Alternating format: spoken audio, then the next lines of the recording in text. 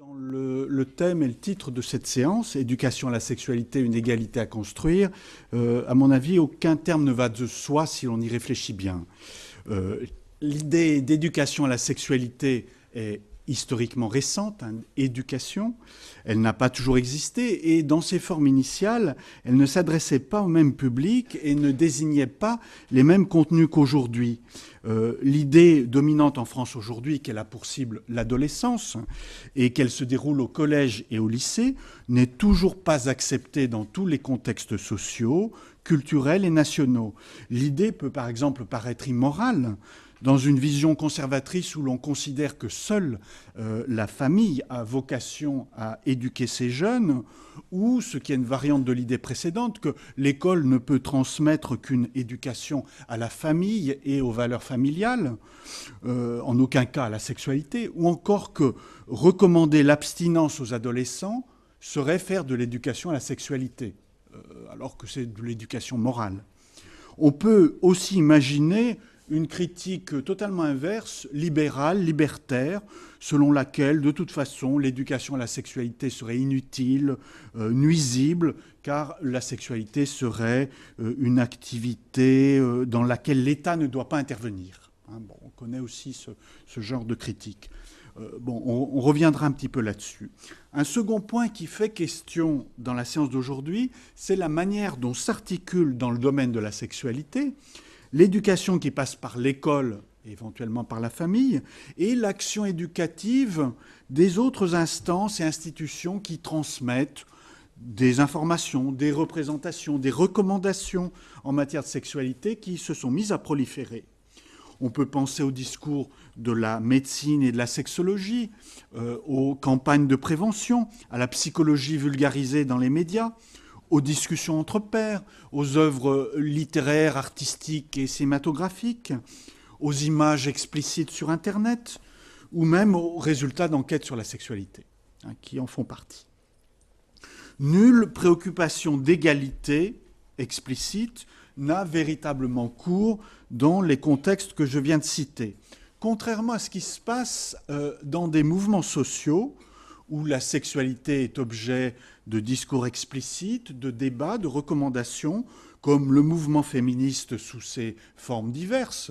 Et on peut compter par exemple le planning familial comme une composante du mouvement féministe, dans le mouvement gay et lesbien qui tient des discours sur ce thème-là, dans les associations de personnes handicapées dont on sait qu'elles s'y intéressent depuis peu. Enfin, des représentations de la sexualité sont présentes aussi dans de nombreuses formes culturelles qui ne traitent pas apparemment de sexualité, comme la publicité. L'un des objectifs affirmés dans la circulaire ministérielle de 2003 sur l'éducation à la sexualité, qui régit toujours ce domaine à l'école, est que l'école soit le lieu où se construit l'esprit critique à partir des représentations issues du monde social sur la sexualité. A-t-elle vraiment la capacité de jouer ce rôle ? Ne faut-il pas imaginer d'autres dispositifs pour intégrer et articuler les connaissances, représentations et expériences des individus ? Donc je pose la question. En troisième lieu, l'idée que l'égalité entre les sexes et entre les sexualités doivent être un objectif central de l'éducation à la sexualité n'est pas un acquis, loin de là. En d'autres termes, considérer comme souhaitable l'égalité dans la sexualité et considérer qu'elle contribue à l'égalité dans la société en général ne sont pas des principes acceptés par tous.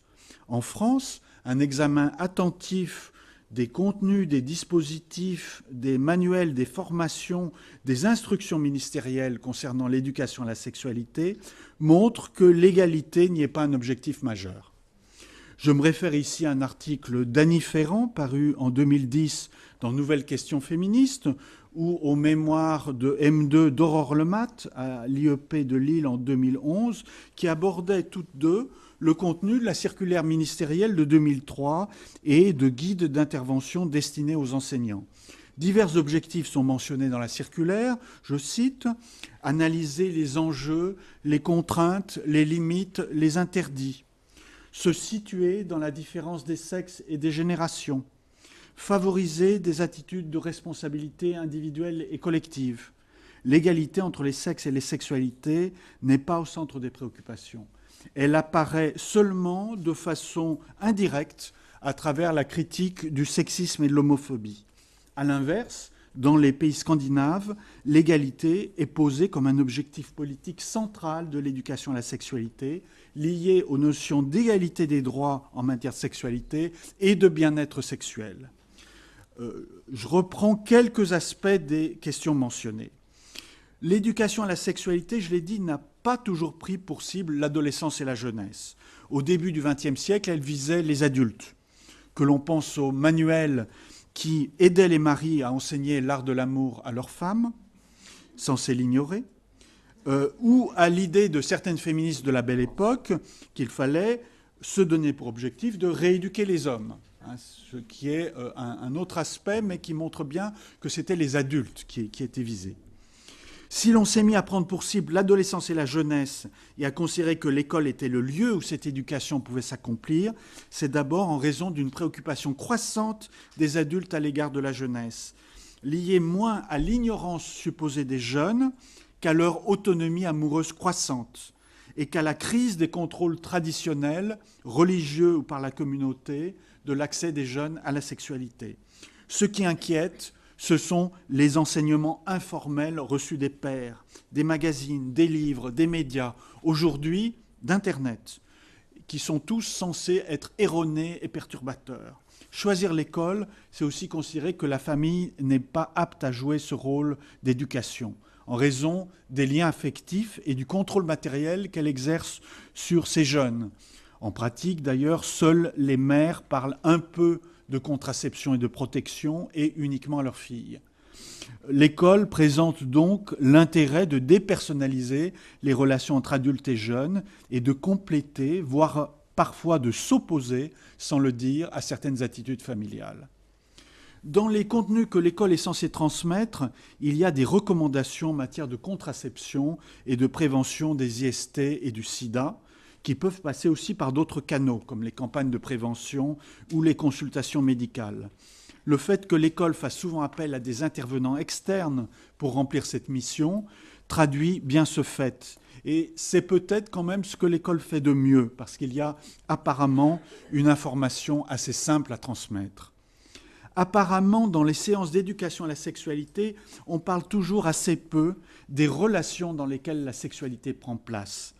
Le fait de ne pas en parler amène à reconduire une représentation toute faite de la différence entre les femmes qui seraient plus amoureuses romantiques et les hommes qui seraient plus intéressés par le sexe et par des relations sans engagement, comme le notait Élisa Jasmin dans un article d'Information sociale intitulé « Y a-t-il une place pour l'amour dans l'éducation sexuelle ?» Or, il y a une grande diversité d'attitudes chez les filles, qui n'ont pas toutes une attitude romantique et intéressée par la vie de couple, et ont elles aussi des relations sans lendemain satisfaisantes. Dans les séances d'éducation sexuelle, Élisa Jasmin montre qu'il y avait une tendance des intervenants à encourager à la convergence vers un modèle féminin, entre guillemets, incitant à établir un lien entre sexualité et amour. Elle notait qu'ainsi, ce modèle romantique n'était ni interrogé ni critiqué, alors qu'il contribue très évidemment à la persistance de la dichotomie entre les filles sérieuses et les filles pas sérieuses, qui sont, elles, stigmatisables. Encourager le romantisme, c'est encourager la critique de celles qui ne le sont pas. L'éducation à la sexualité ne concerne pas que la jeunesse, c'est vrai à notre époque aussi. Mais en quoi consiste une éducation à la sexualité pour des adultes ? On pourrait dire que c'est tout ce qui les fait réfléchir à leur expérience sexuelle, aux normes qui les régissent, à ce qui pourrait changer. Un certain nombre de journalistes peuvent ainsi jouer ce rôle. C'est le cas, par exemple, j'y pense, de Maya Mazorette, qui aurait pu être invitée, et dont le livre « La revanche du clitoris », écrit avec Damien Mascret, mène à une réflexion sur le plaisir des femmes qui est largement absente de l'éducation à la sexualité en général. Je dirais en conclusion qu'il est important de ne pas dépolitiser la sexualité et ses enjeux. Ainsi, aborder l'éducation à la sexualité comme un simple enjeu de découverte de soi et une manière de se situer personnellement est une démarche, à mon avis, sans ambition. Alors que l'éducation à la sexualité a vocation à être un moment d'apprentissage de l'égalité dans les relations intimes. Comme l'égalité n'existe pas, en rappeler la nécessité et l'objectif comprend nécessairement un aspect dérangeant et politique. En définitive, deux écueils principaux sont à éviter dans l'éducation à la sexualité. Il y a d'abord le risque d'une psychologisation des inégalités de sexe, dont le risque est toujours tapi dans des formules comme l'égalité dans la différence, ou dans le traitement de l'homosexualité comme élément de choix personnel, éventuellement douloureux et problématique, mais qui doit être tu. L'autre écueil serait celui d'une présentation exclusive de la sexualité par les risques et les aspects négatifs, en oubliant le plaisir et la contribution très positive à la construction de soi, ce qui reflète évidemment les préoccupations adultes à propos de la jeunesse, mais n'aide pas forcément les femmes et hommes jeunes à réfléchir sur les enjeux de l'égalité. Voilà.